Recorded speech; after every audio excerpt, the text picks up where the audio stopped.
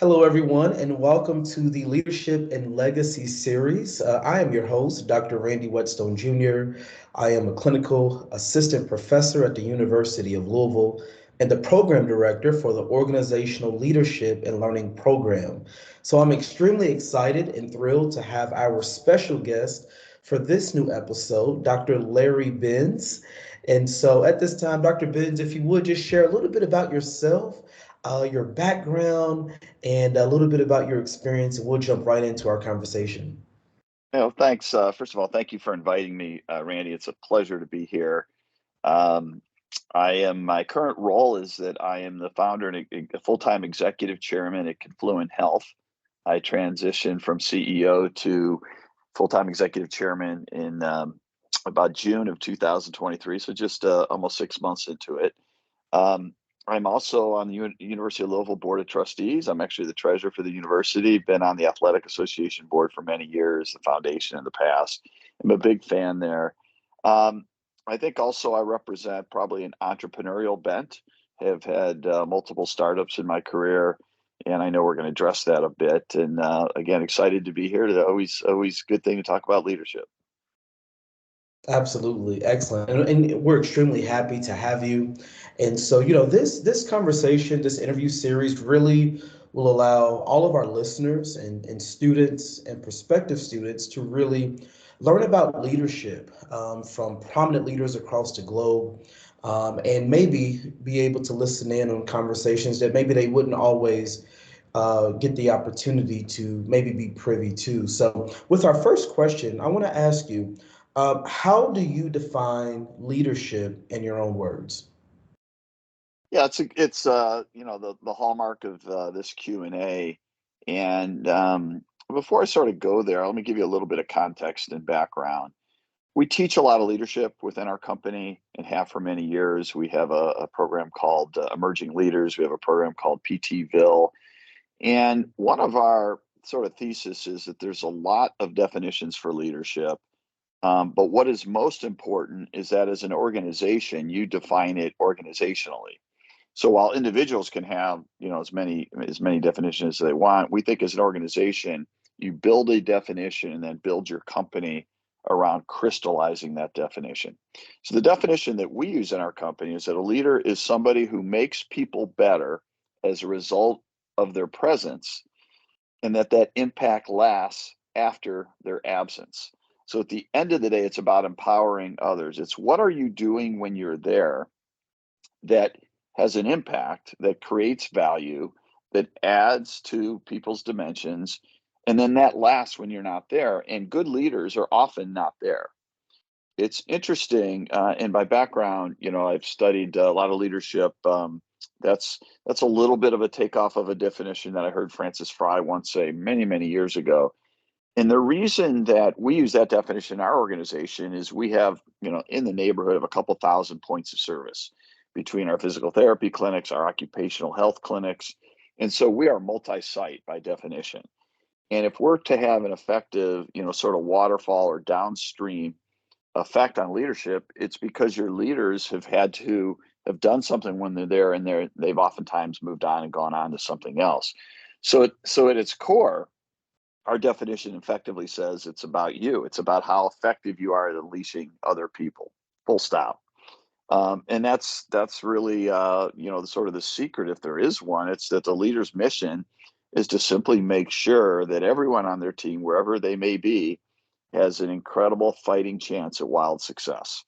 Um, it is really about how you empower others and influence them, and then they unleash when you're not there. Now, interestingly enough, I get asked a lot about culture, and culture way different than leadership, but it has an overlap, and that overlap is how do people act, think, behave, celebrate, talk to one another, all those kinds of tangible and intangibles when the leader is not there. And again, oftentimes in an organization, the head person who's empowered leadership oftentimes isn't there. So culture lasts when the leader's not there, and leadership lasts when the leader is not there. Yeah, I love that. You share so many, fascinating pieces of insight there as it pertains to leadership and the approach from an organizational standpoint. Question for you, what is the greatest leadership advice that someone has given you? It's interesting. I think at the end of the day, um, the best advice somebody gave me is to look at two things. One is, how does your company, your family, your organization, your nonprofit, whatever you're involved with, how does it do after you've effectively resigned or that you're no longer there? Does it flourish? Because if it flourishes after you're there, it means that whoever was there and you were there was a good leader. And so it's about legacy. And then the second piece, which is a little bit different, is you found a good leader when the more you get to know that person, the more you respect that person. It's easy to be impressed with somebody and know somebody that you want to meet and get to know, but what happens the more you get to know them? Do you continue to respect them and build on that? And those are two valuable lessons. And I think if there were a third one, it kind of goes along with the other two, and that's, how do you treat people on their worst day, right? Do you know everybody in the organization at whatever level that they're at? Um, what do you look like when somebody has wronged you and you're in a hotel and they didn't get the room right, or something's a mess or something? How effectively do you treat them? So it's this whole idea of, how do you leave a legacy? How do you get to know people better and respect them more? How do you be that person who's respected more? And how do you treat people on their worst day?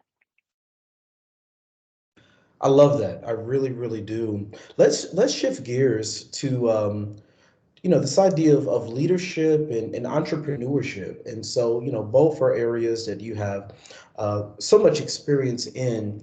Is there maybe some type of inseparable reality when it comes to leadership and entrepreneurship, or if there isn't, maybe perhaps should there be?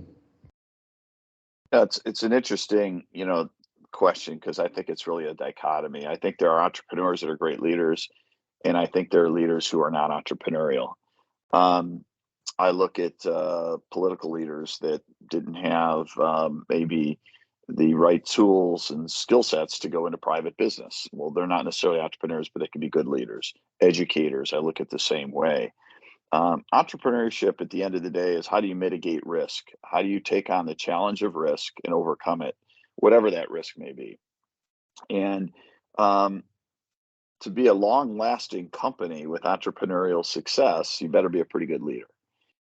Leadership is something that you could study. Entrepreneurship is something you could study, but you also have to be wired for it.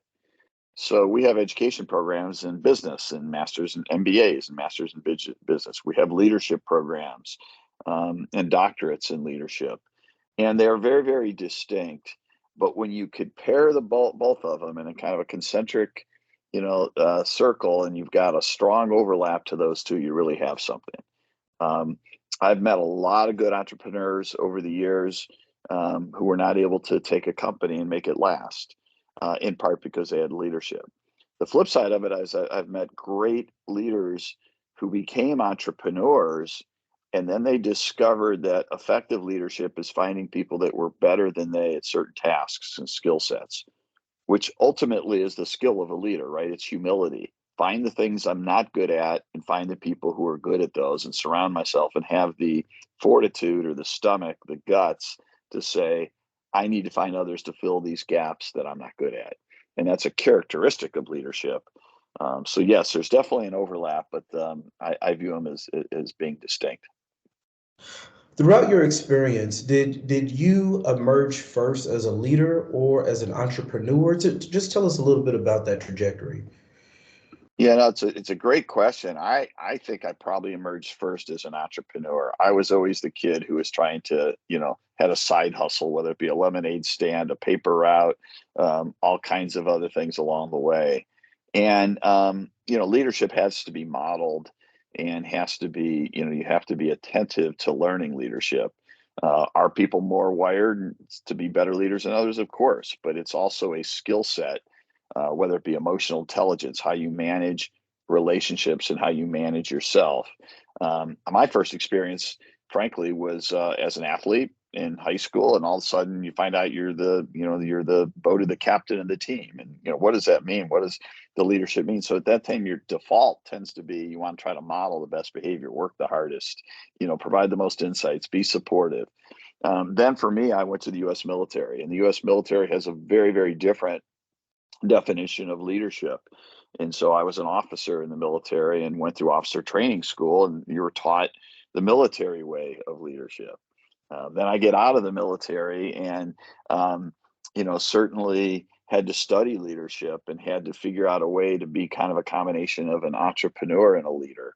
And then lastly, I had to figure out how to way to pass on leadership training and development to our managers and to our PTs and our therapists and to our employees as a whole, which is what we do today. We have an emerging leaders program for our non-clinicians, and we have a separate leadership program for our clinicians who are also going to be into clinical director positions or management positions. And so that's the journey. The journey is you get thrown into it, you start to learn, you learn another system of it, you then learn another system of it, and then you try to pass it on. And there's lots and lots of books about leadership. Some would argue too many.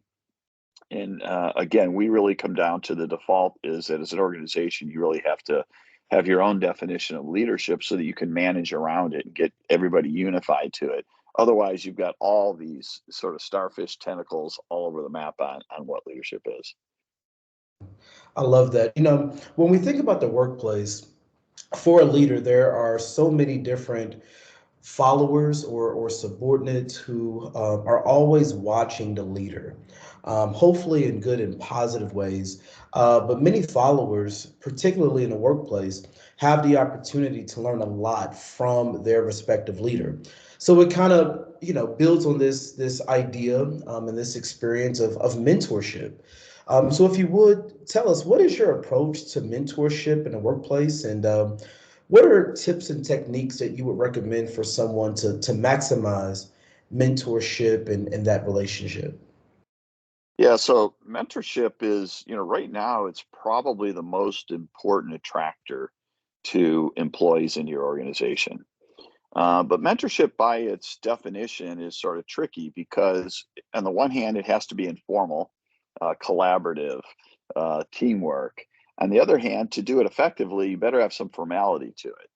Um, and so we really now take a very different approach than we have at different times. So if I have a clinician that works in a clinic, the other clinicians with more experience are likely going to have some mentoring, very informal. Oh, here's a patient, here's what's going on.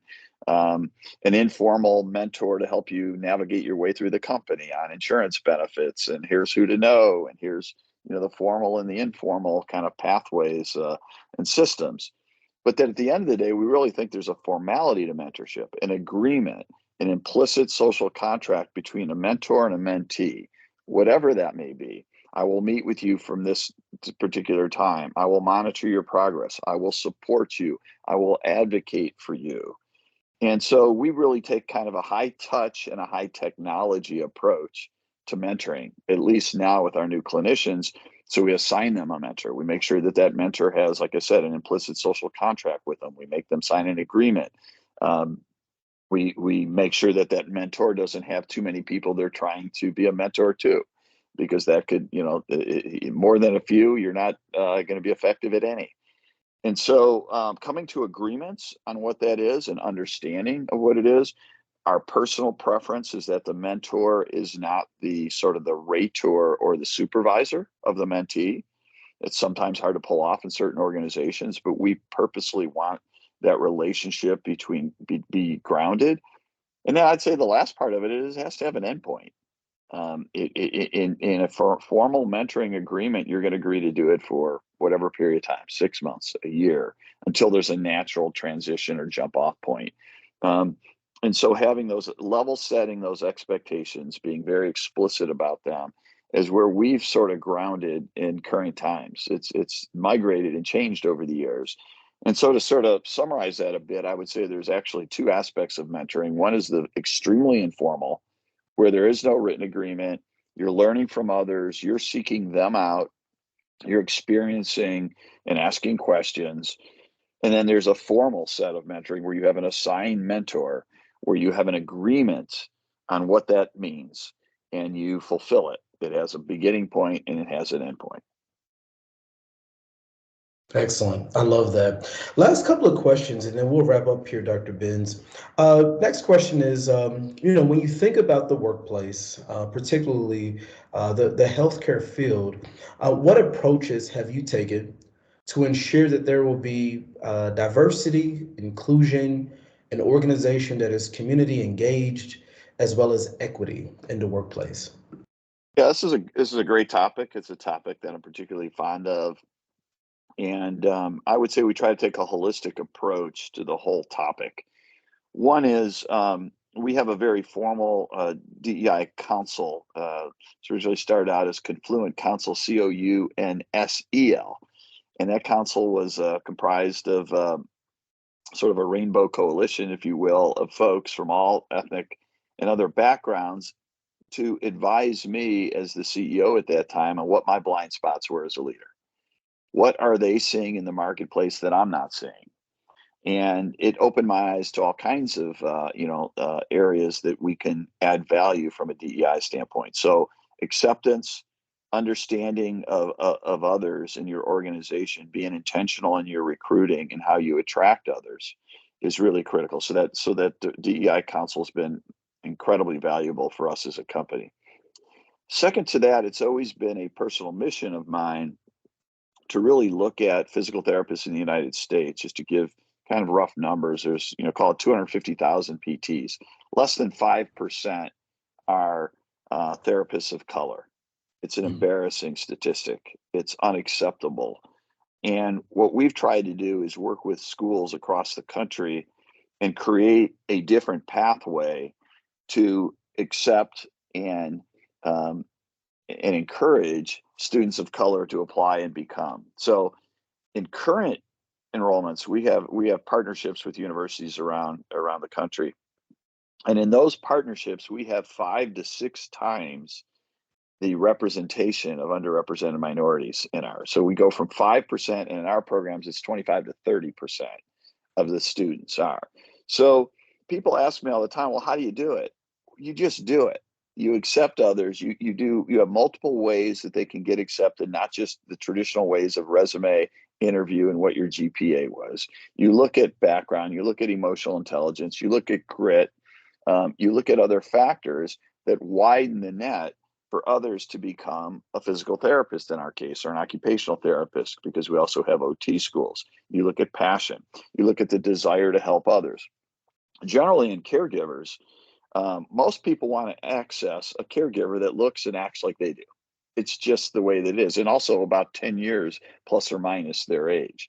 So we not only have been incredibly diversity mindful of, we've also been incredibly accepting of students that are second career, and students that have looked at the profession and said, I want to become a PT no matter where they're at, whether they were 20 some years old or older. We have a program right now where we have and these are graduate level programs, and we have a 21-year-old, which means in this case is a gal, she graduated early, and in that same class is a 59-year-old. On top of that, within that class, we've got 25 to 30% of them are underrepresented minorities, which, as I said, is significantly different than others. So it's not just the passive notion of acceptance, it's the active notion of what am I going to do about it? How can I promote? How can I be accountable?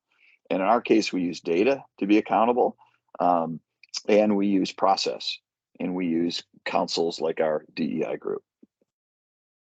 Wonderful.